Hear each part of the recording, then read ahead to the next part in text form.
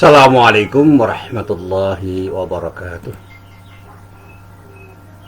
Alhamdulillahirabbil alamin wal 'aqibatu lil muttaqin. Asyhadu an la ilaha illallah wahdahu la syarikalah wa asyhadu anna Muhammadan 'abduhu wa rasuluh. Allahumma salli wa sallim ala nabiyyina Muhammad wa ala alihi wa sahbihi wa man wala. Amma ba'd.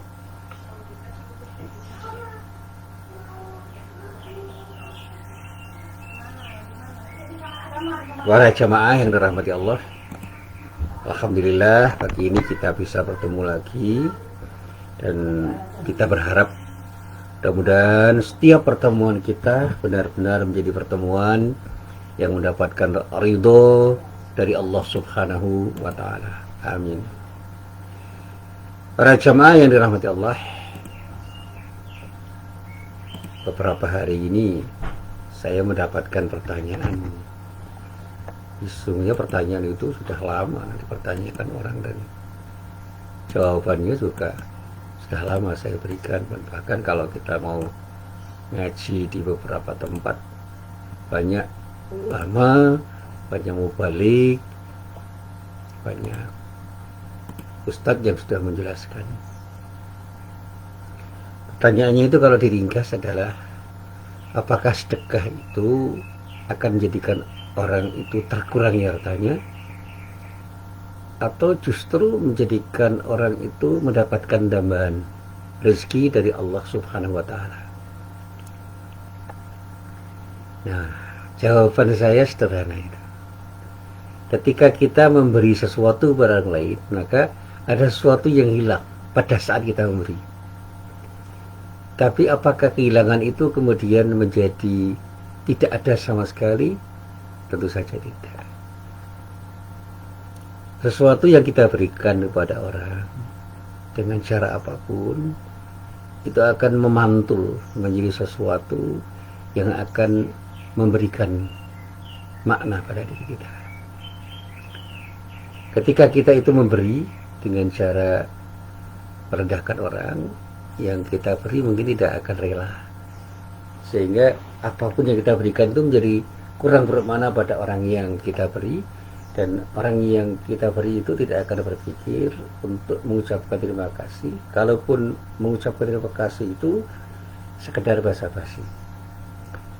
Sebaliknya, ketika kita berikan sesuatu dengan cara yang baik, dengan ramah, dengan sopan, terkesan menghargai dan menghormati orang kita beri, insya Allah orang yang akan kita beri dan orang yang betul-betul merasakan pemberian kita itu akan mengucapkan terima kasih dengan tulus, apa adanya, bukan untuk pencitraan. Tidak ada basa-basi di situ. Dan pada akhirnya nuraninya itu akan bicara untuk bisa membalas pemberian kita itu dengan cara apapun. Nah, kalau kita memberi duit, yang kita beri duit itu memang perlu duit, dia tak akan balas duit, minimal membalas ucapan terima kasih. Dan kalau mungkin ya sangat mungkin ya, dia akan balas doa. Mudah-mudahan kita akan mendapatkan rezeki yang lebih banyak dari Allah Subhanahu wa ta'ala. Saya pernah melihat dengan mata kepala sendiri, itu ada orang yang berjualan di pinggir jalan itu, di perempatan jalan tepatnya. Yang dijual itu tisu. Nah, pada saat itu ada mobil Fortuner yang sedang berhenti di perempatan jalan karena ada lampu merah. Nah, ketika ditawari tisu itu, kemudian dia keluarkan uang 50.000 dan tisunya diberikan. Pak, ini cuma 9.000 Pak, diberi 10.000 aja. Tidak, 100.000 pun nggak apa-apa.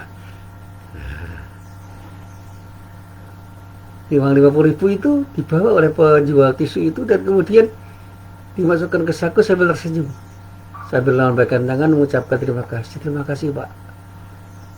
Apa yang ada di hatinya? Insya Allah doa yang baik pada orang yang beri. Jadi itu yang namanya pengembalian yang lebih bernilai daripada sekedar uang 50.000 yang kita berikan kepada orang lain. Dan inilah yang selalu saya sampaikan ketika saya memberikan pengajian, ketika menjelaskan makna ayat Al-Quran yang terdapat dalam surat Al-Baqarah ayat 261 sampai ayat 263. Di dalam ayat itu Allah berfirman, A'udzubillahi minasyaitonirrajim. Mathalul ladzina yunfiquna amwalahum fi sabilillahi kamathali habbatin ambatat sab'a sanabila fi kulli sumbulatin mi'atu habbah. Wallahu yudha'ifu liman yasha'. Wallahu wasi'un 'alim. Alladzina yunfiquna amwalahum fi sabilillahi thumma la yutbi'una ma anfaqu mannan wala adha. Lahum ajruhum 'inda rabbihim wala khaufun 'alaihim wala hum yahzanun. Qaulun ma'rufun wa maghfiratun khairum min sadaqatin yatba'uha adha. Nah, ini yang selalu saya tekankan pada ayat yang terakhir. Qaulun ma'rufun wa maghfiratun khairum min sadaqatin yatba'uha adha. Wallahu ghaniyyun halim. Di dalam ayat ini dinyatakan perumpamaan nafkah yang dikeluarkan oleh orang-orang yang menafkahkan hartanya di jalan Allah adalah serupa dengan sebutir benih yang menumbuhkan 7 bulir. Pada tiap-tiap bulir itu akan tumbuh 100 biji. Allah melipat gandakan ganjaran bagi siapa yang Dia kehendaki, dan Allah Maha luas karunia-Nya, lagi Maha mengetahui. Orang-orang yang menafkahkan harta di jalan Allah, kemudian mereka tidak mengiringi apa yang dinafkahkannya itu dengan menyebut-nyebut pemberiannya dan dengan tidak menyakiti perasaan si penerima. Mereka memperoleh pahala di sisi Tuhan mereka, tidak ada kekhawatiran terhadap mereka, dan tidak pula mereka bersedih hati. Nah, ini yang saya tekankan di ayat terakhir. Perkataan yang baik, qaulun ma'ruf, dan pemberian maaf, itu lebih baik dibandingkan sedekah yang diiringi dengan sesuatu yang menyakitkan perasaan si penerima. Allah Maha Kaya lagi Maha Penyantun. Dan saya katakan dengan bahasa saya, dengan ridha Allah semuanya bisa terjadi. Ridha itu sudah melampaui izin. Kalau orang itu mengizinkan, artinya membiarkan, artinya memberikan sesuatu yang membuat orang itu tidak terhalang. Tapi begitu kita bicara itu berkaitan dengan relaan, rasa puas terhadap apapun dan siapapun. Maka ketika kita katakan kita ridho, itu kita merasa lega, merasa nyaman, tidak ada beban, tidak ada kecewaan, rasa puas dengan sesuatu yang kita terima. Dan ketika Allah ridho, artinya semuanya diterima oleh Allah. Dan ketika Allah menerima semua yang kita lakukan, insya Allah semuanya bisa terjadi. Nah, para jamaah yang dirahmati Allah,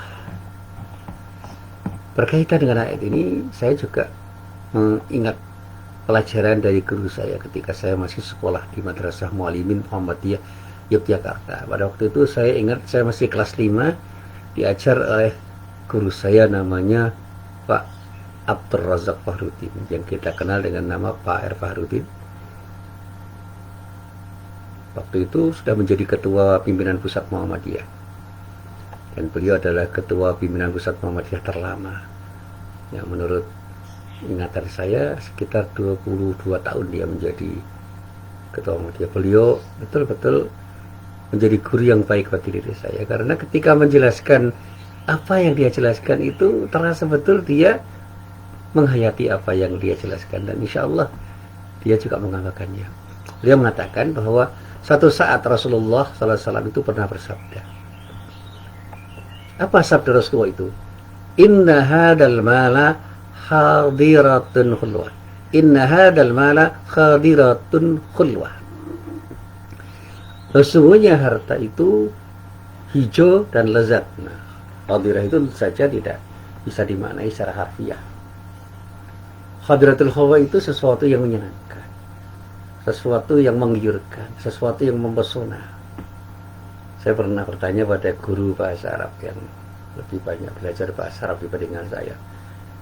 Ada ungkapan-ungkapan metafor yang indah dari bahasa Arab itu yang ketika kita terjemahkan secara via memang kurang bermakna, tapi begitu kita terjemahkan dengan penerjemahan yang lebih bermakna, karena ini merupakan metafor.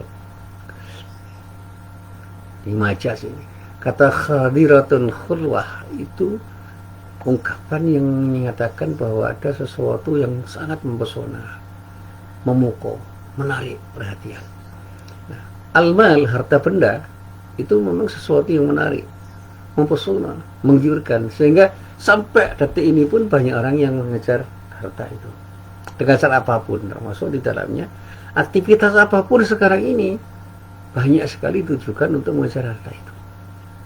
Orang berpolitik mengejar harta, apalagi orang berkegiatan ekonomi yang semuanya itu diarahkan untuk mengejar harta. Bahkan sekarang dunia pendidikan pun juga sudah diwarnai dengan keinginan untuk mengejar harta. Ini apa?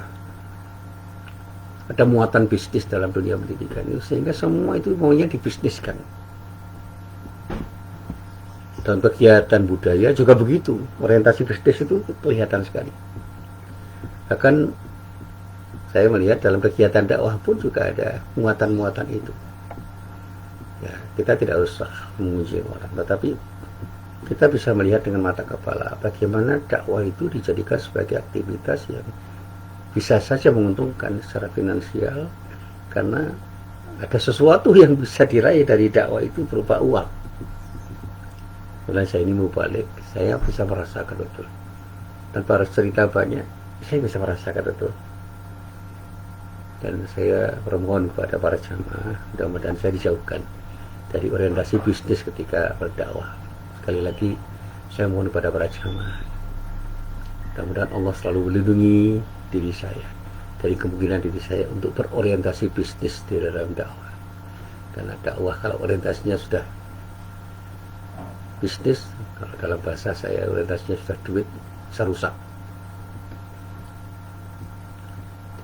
Saya katakan ketika Rasulullah itu mengatakan inna hadzal mala khadratun khulwah, seperti yang dinyatakan oleh Pak Fakhruddin waktu itu, harta itu mempesona. Faman akhadahu biti binafsin burika lahu fihi, maka barang siapa yang mengambilnya dengan jiwa yang mulia, dia akan mendapatkan berkah padanya.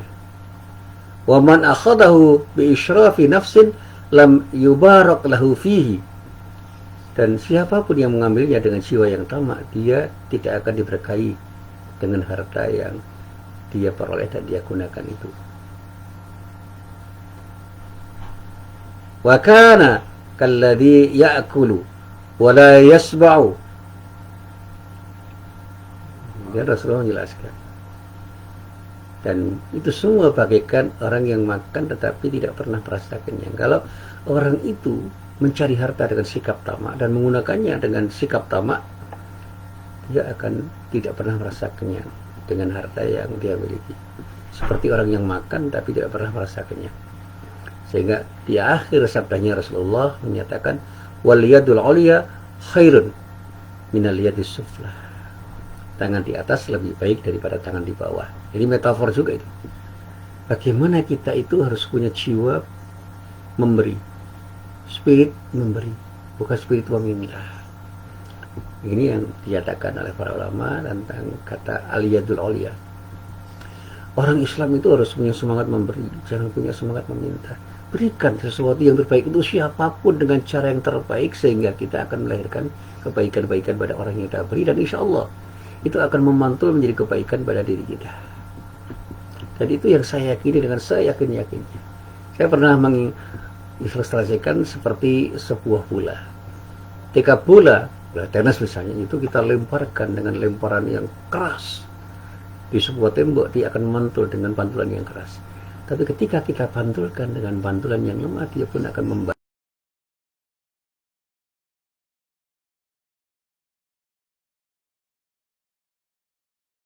Tapi ketika kita pantulkan dengan pantulan yang tidak tepat, maka dia akan kembali dengan pantulan yang tidak tepat.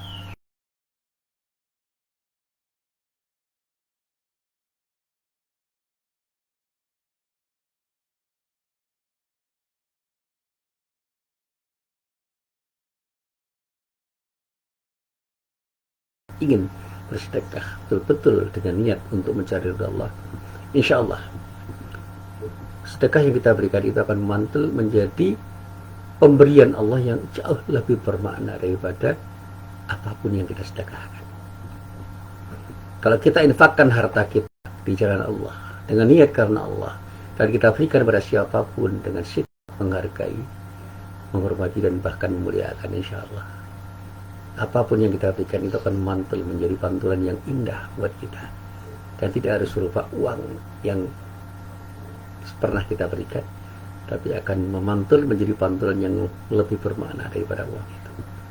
Kita mungkin akan dihargai orang, akan dihormati orang, dimuliakan orang, dan mungkin akan didoakan orang banyak dengan doa-doa yang terbaik dari orang yang pernah kita beri. Orang akan dengan serta-merta, dengan nuraninya akan mendoakan dengan doa yang terbaik. Dan saya berpikir tidak hanya duit yang kita berikan. Saya pernah mengajar pada mahasiswa dan pada siswa saya. Ada beberapa orang mahasiswa saya sampai saat ini selalu ingat pada diri saya.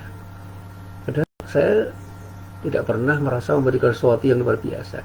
Saya ingin mengajar dengan ikhlas karena Allah, itu saja. Tapi luar biasa.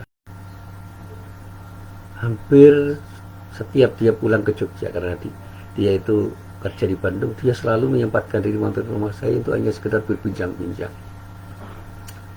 Pernah satu hari dia datang sehabis subuh hanya untuk ngomong mungkin sekitar 10 menit. Kemudian dia pulang ke Bandung. Saya masih ingat waktu menikah di Bandung, saya diundang. Menikah Bandung di Purwokerto, saya diundang, khusus diundang, dan saya diberi tiket pulang pergi untuk datang ke Bandung. Saya datang 2 orang. Dan itu salah satu saja dari orang yang pernah saya beri sesuatu dengan ilmu yang saya miliki, yang itu semua adalah milik Allah, yang saya gunakan dalam rangka untuk beramal soleh. Ternyata luar biasa. Nah, para jamaah yang dirahmati Allah, hadis yang pernah diajarkan oleh guru saya ini saya coba saya cari, ternyata ada di dalam kitab Sahih Bukhari dan Sahih Muslim. Sebuah hadis yang berasal dari Hakim bin Hizam radhiyallahu anhu, yang ternyata maknanya luar biasa.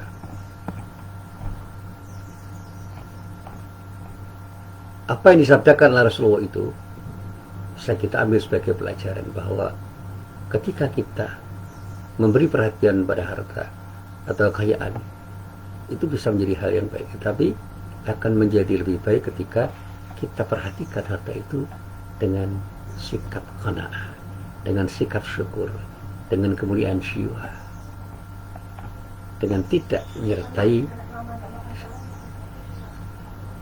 apa yang kita lakukan itu dengan sikap tamak. Dan menjadi baik, lebih baik lagi ketika kita mencari dan mendapatkan harta itu dengan cara yang mulia, bekerja dengan cara yang baik, bekerja dengan cara yang halal. Dan di antara sekian banyak pekerjaan yang bisa mendatangkan kekayaan itu, antara lain berbisnis atau berdagang. Dan itu merupakan saluran yang mungkin paling deras alirannya. Tetapi bagaimana dengan bersedekah? Ini persoalan ini. Bersedekah itu kan mengeluarkan sesuatu. Ini kegiatan konsumtif dalam bahasa orang-orang bisnis. Tetapi ketika kita bersedekah, ini sebenarnya kita sedang berbisnis dengan Allah.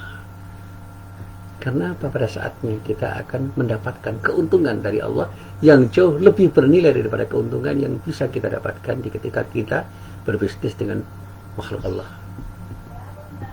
Keikhlasan kita di dalam bersedekah itu akan menghasilkan ridha Allah, dan ridha Allah itu segala-galanya.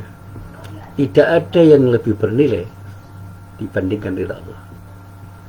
Itu yang saya pelajari dari konsep tauhid, yang apalagi ketika saya belajar tasawuf. Ridho itu puncak dari segala kenikmatan yang diberikan oleh Allah, dan tidak ada yang lebih bernilai dari ridha Allah. Imam Ghazali juga mengatakan begitu. Jadi puncak pemberian Allah pada diri kita dan bisa kita lewati dengan kenikmatan yang tertinggi itu adalah ridho. Carilah ridho Allah dengan cara apapun, termasuk ketika kita bersedekah.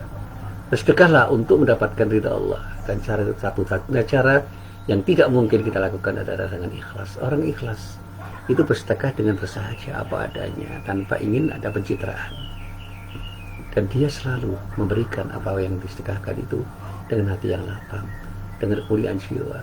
Tidak ada kesan dia kehilangan sesuatu, dan bahkan dia merasa telah memberikan sesuatu untuk nanti pada saatnya bisa berharap sesuatu yang datang dari Allah Subhanahu wa Ta'ala.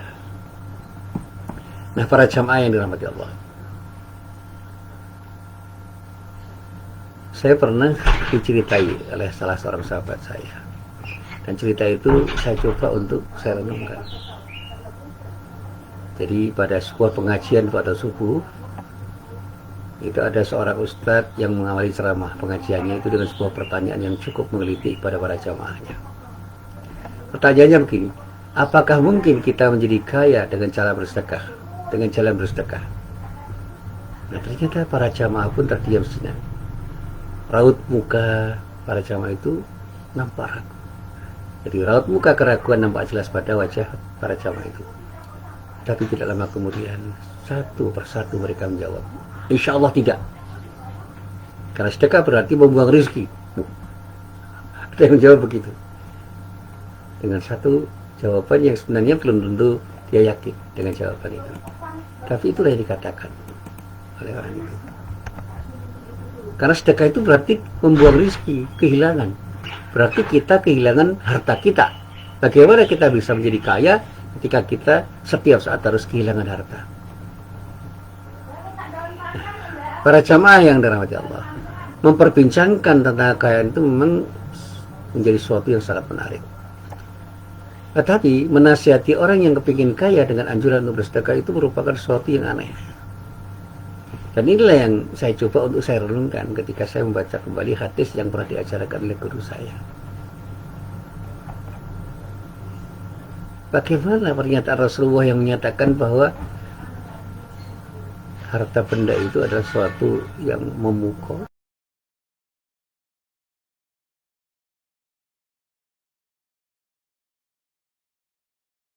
akan dan diambil dengan cara yang tidak baik akan bisa menjadi sesuatu yang tidak berguna.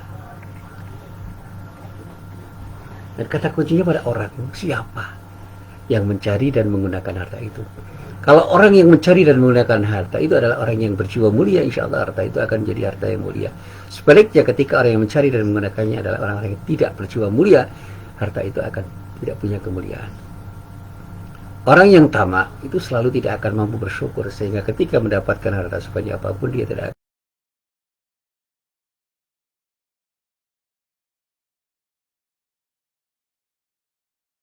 Tangan di atas itu lebih baik daripada tangan di bawah.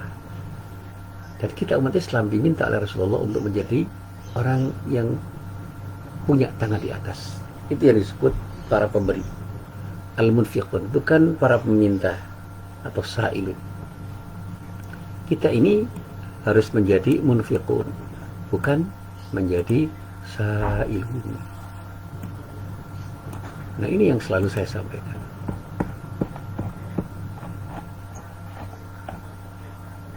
Dan berkaitan dengan hal ini, saya juga mendapatkan sebuah cerita tentang seseorang yang bernama Dr.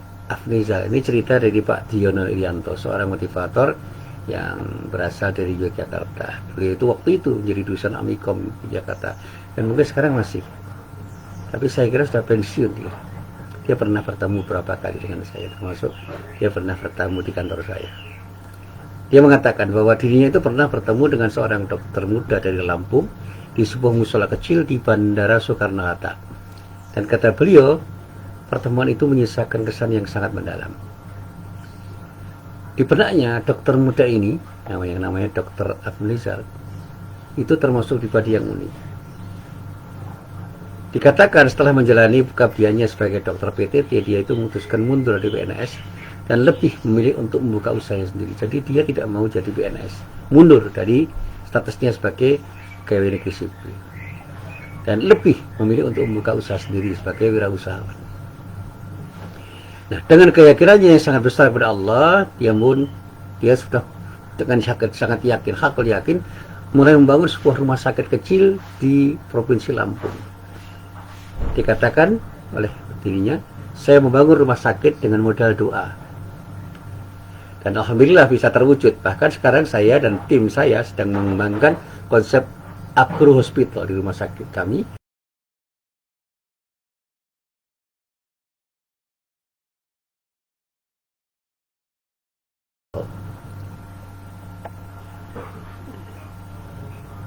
Panggilan akrab itu Pak Ir, Pak Diono Irianto.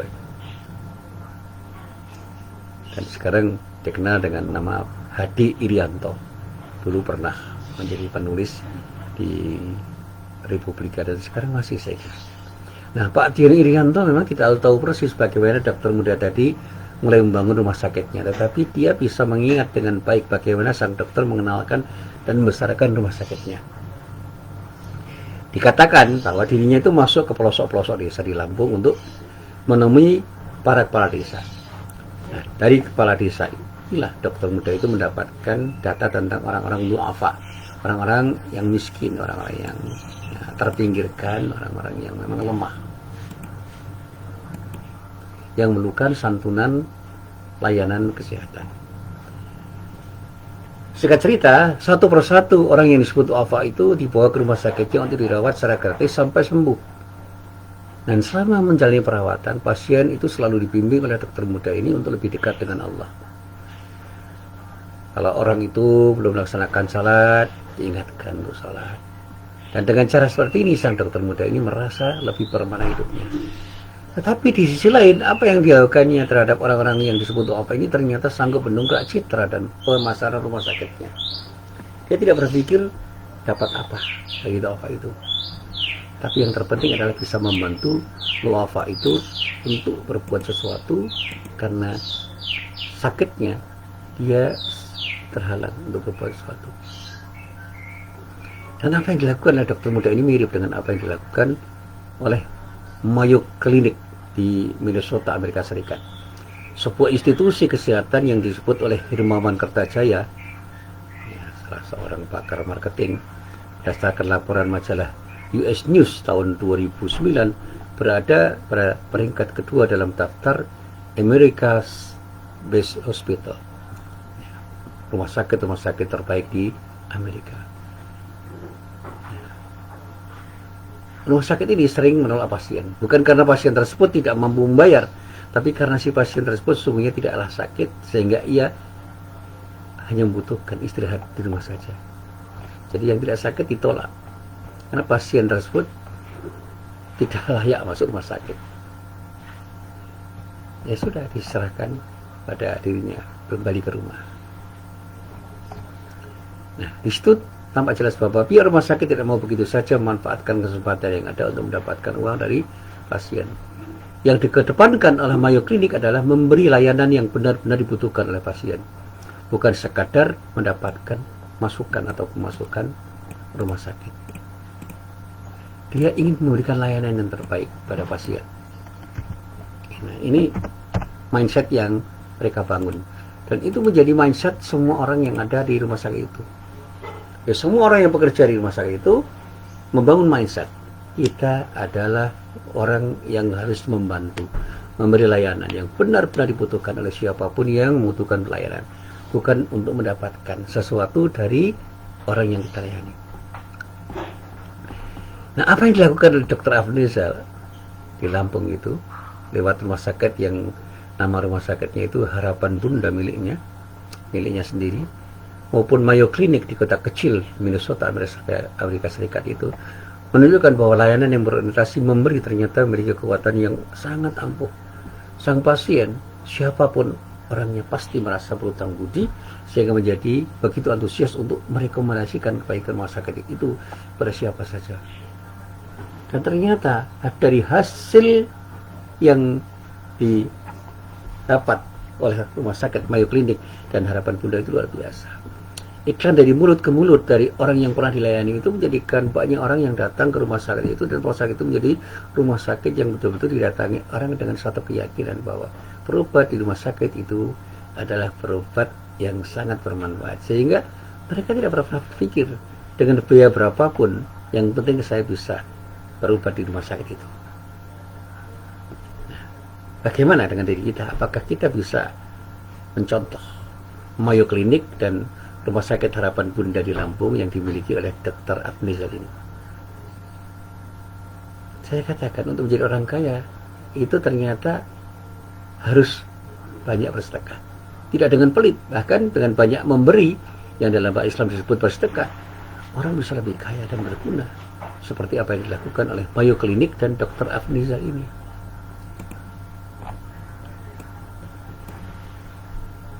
Saya katakan Dr. Afnizal itu mungkin waktu dia itu bekerja, dia tidak akan membayangkan bahwa pada suatu saat rumah sakitnya itu adalah rumah sakit yang menjadi dambaan bagi banyak orang.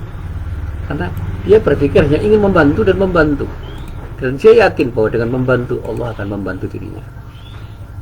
Dan ini yang selalu saya sampaikan. Wallahu fi aunil abdi ma kana al-abdu fi auni akhi. Kalau orang itu suka membantu, insya Allah Allah akan membantu diri kita. Ini kata Rasulullah. Dan ini berlaku bagi siapapun, dimanapun dan kapanpun. Dan saya katakan, karena Allah ridho, semuanya menjadi mudah. Karena Allah ridho, semua yang tidak mungkin pun menjadi mungkin. Karena ridho Allah, semuanya bisa terjadi. Oleh karena itu, mari kita buktikan sekarang juga untuk bersedekah dengan ikhlas karena Allah. Insya Allah Allah akan memberikan yang terbaik bagi diri kita kapanpun dan dimanapun kepada diri kita. Mari kita mulai. Ibda' binafsik. Assalamualaikum warahmatullahi wabarakatuh.